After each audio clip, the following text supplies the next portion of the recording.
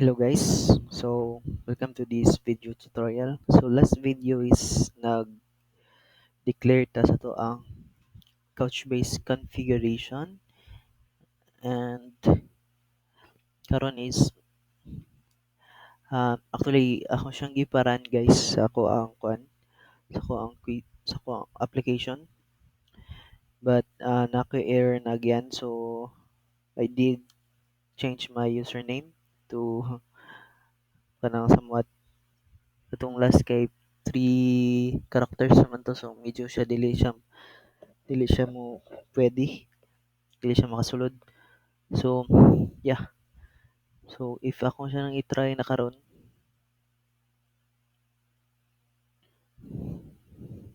pag padagan,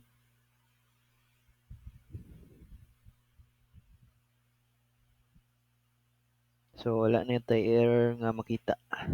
So kana kung na may authentication nga failure nga na agian, is mag-change lang mo sa inyo nga username, no? So na change lang mo username. Next is add tag users nga class, then there is a ID, no? Butahan na to ni siya og annotation nga generated value.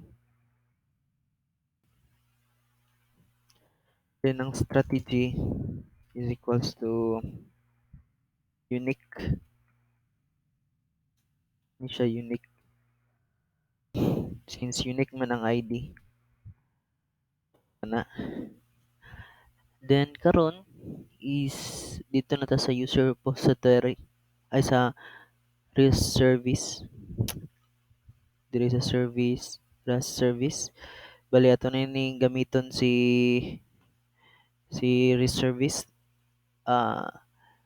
Basically ang inyong buhaton is ako na isa ni i-delete ha. So declare mo og user repository repo ana, then auto wired.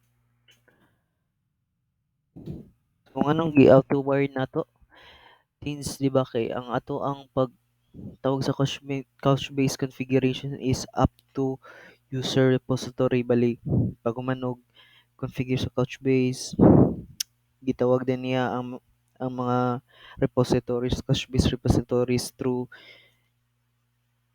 kani, then which is yan na siya makita, which is by default iyan na ning gi-instantiate. So basically pwede na nato ni siya magamit. So pwede na nato siya auto wired. So auto wired means for example na nakigi-declare nga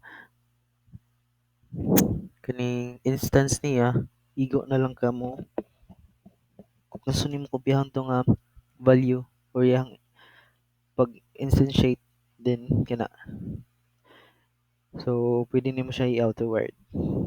Then sa user/user, atong button is atong di ba string man ni siya sa una, string ana, karon is mo na to list, then users.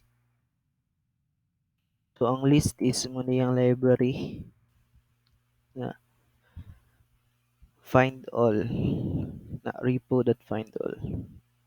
So question na anong na may find all nga wala man ni function si repository. As you can see, wala man siya function dari meaning ana, since nag-extends ta sa kaniya interface Couchbase repository, kung ato nang tan-awon, ang suludan ng Couchbase repository is naa si find all and find all by ID, which is pwede na to magamit by default. So kato ato siyang gigamit. Then diri sa save user is basically ang atong buhaton is diri sa parameters ipasa nato ang users user. Then kini si user ato ni siyang gamiton sa diri repo.save kana. Then ang atong iuli is users. So that's it for this video, no? So atong gibuhat basically is um nag-add ta og generation strategy diri sa to ang user nga field. Then nagbutang ta og um, user repository sa tong service ug gitawag nato sa ato ang routes. So every time nga tawagon ni nga slash user, iyahang i-find all tanan nga mga users. Then kung slash saved kay iyang i-save ang user. So by the way ato na siyang ilisan og post.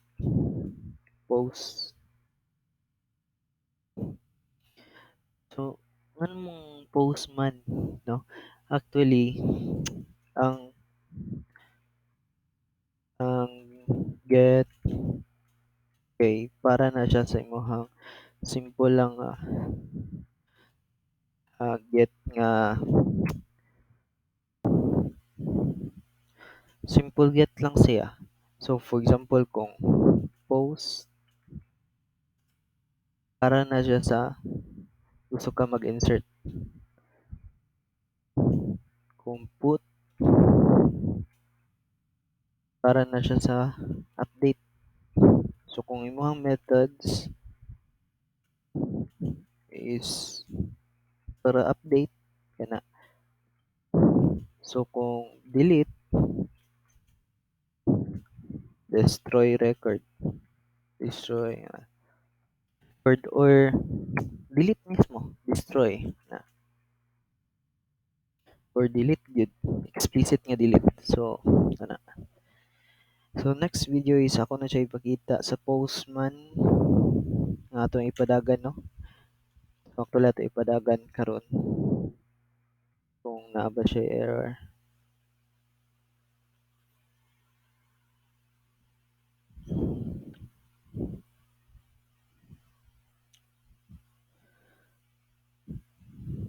So okay na ta. So uh, I think that's it for this video. Next video is tanaw na to ang output sa postman ani. Then please like and subscribe this video, and yeah, subscribe to my channel, so and share this video to others.